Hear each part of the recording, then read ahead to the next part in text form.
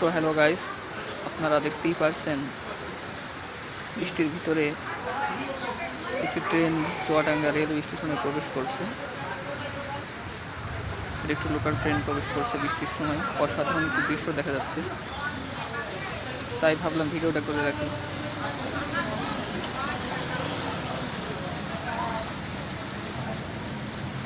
দুপুরবেলা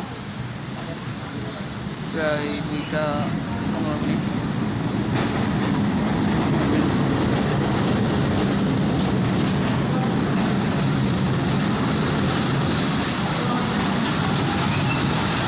local train. ভিডিওটি কেমন লাগলো আপনারা সবাই